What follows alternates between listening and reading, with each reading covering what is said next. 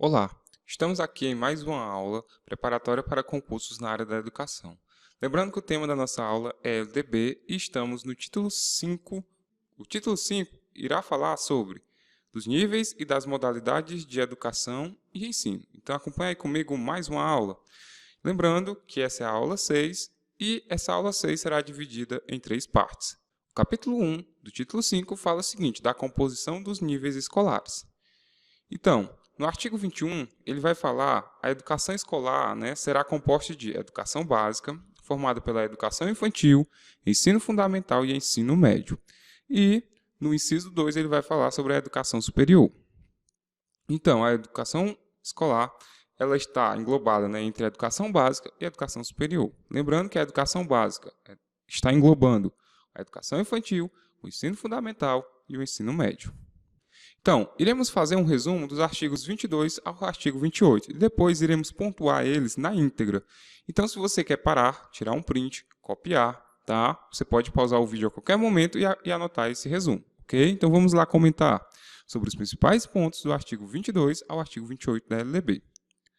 Então, a educação básica ela tem por finalidade o desenvolvimento do educando, tem a formação comum e indispensável para o exercício da cidadania e o progresso no trabalho e em estudos posteriores. Esses estudos posteriores podem ser uma graduação, que nesse caso se enquadra no ensino superior, certo? Então vamos lá. A educação básica ela é organizada da seguinte forma, em séries anuais, que é o primeiro ano, segundo ano, terceiro ano e assim por diante, semestralmente, por ciclo ou de outras formas. Por que a LDB coloca outros? Porque em algumas regiões do país temos os momentos de inverno ou de verão, em que, por exemplo, há inundações e muitos alunos não conseguem ir para a escola. Então, para completar os 200 dias letivos ou para completar essa carga horária anual, é necessário que essa educação básica se organize de uma outra forma. Ela não pode ser dividida em semestres ou em bimestres.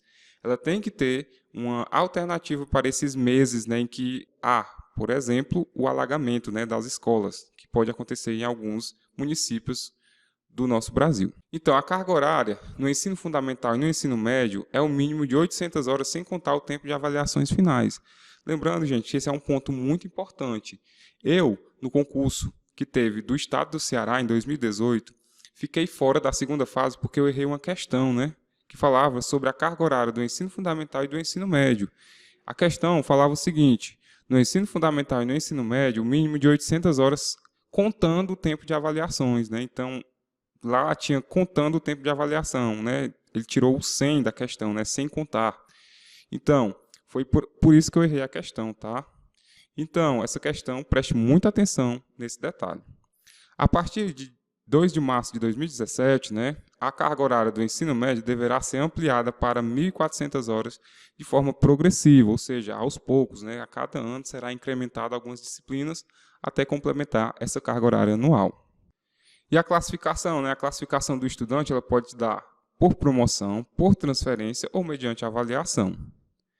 Então, o rendimento escolar, a avaliação ela tem que ser contínua, cumulativa do desempenho do aluno, prevalecendo o qualitativo sobre o quantitativo, ou seja, a nota de conceito. Então, você vai avaliar o aluno o todo. Por exemplo, o aluno tirou um 5 na prova. Essa é a quantitativa, ou seja, a quantidade em números. A qualitativa, você vai analisar as qualidades do aluno. Então, você pode levar em consideração a nota de conceito, comportamento, as condições financeiras, psicológicas desse aluno. Então, a qualitativa ela sempre vai prevalecer quanto à quantitativa. A obrigatoriedade de estudos de recuperação, de preferência paralelos ao período letivo, para os casos de baixo rendimento escolar. Tá? Então, aqui se encaixa a possibilidade de aceleração dos estudos, rendimento escolar. Também temos a possibilidade de aceleração de estudos para alunos com atraso escolar. Por exemplo, o aluno veio transferido de outra escola, então há essa possibilidade de acelerar os estudos, certo? Em relação aos currículos, temos os seguintes, devem ter base nacional comum, a ser complementada por parte diversificada. Essa base nacional comum, nós já conhecemos ela, que é a BNCC, Base Nacional Comum Curricular, que houve uma mudança no ano de 2018, uma atualização, e houve um incremento de novos conteúdos, tá certo? Outro ponto, em relação aos currículos, temos o ensino da arte constituirá componente curricular obrigatório na educação básica, ou seja, no ensino fundamental e no ensino médio e também na educação infantil. A educação física ela é componente curricular obrigatório da educação básica, sendo sua prática facultativa ao aluno, de acordo com o parágrafo 30 do artigo 26. Nós vamos ver lá no artigo 26, tá certo? Então, a prática ela não é obrigatória, ela é facultativa. O que é facultativo? O aluno vai escolher se pode ou não, mas essa escolha do aluno deve estar de acordo com o parágrafo 3º do artigo 26, ok? Ainda, em relação aos currículos, temos o seguinte: a partir do 6º ano será ofertada a língua inglesa, tá certo? Lembrando que a língua inglesa ela não é obrigatória para alunos do ensino fundamental 1, que vai do 1º ao 5º ano, mas a partir do 6º ano ela passa a ser, ofertada. As artes visuais, a dança, a música e o teatro são as linguagens que constituirão o componente curricular. Obrigatório, tá? Em relação ao currículo, dizemos o seguinte: obrigatório o estudo da história e cultura afro-brasileira e indígena, conteúdos curriculares e metodologias apropriadas às reais necessidades e interesses dos alunos da zona rural, tá? Aqui também essa parte se engloba, essa parte do currículo que fala sobre os conteúdos, se encaixa também na construção do PPP, do Projeto Político Pedagógico. Então agradeço por a sua atenção. Essa foi uma aula que pontuou o artigo 21 e também fizemos um breve resumo sobre os artigos 22 ao artigo 28. Na próxima aula, na parte 2, nós iremos comentar sobre o artigo na íntegra, ok? Então, obrigado pela sua atenção e continue firme nos estudos.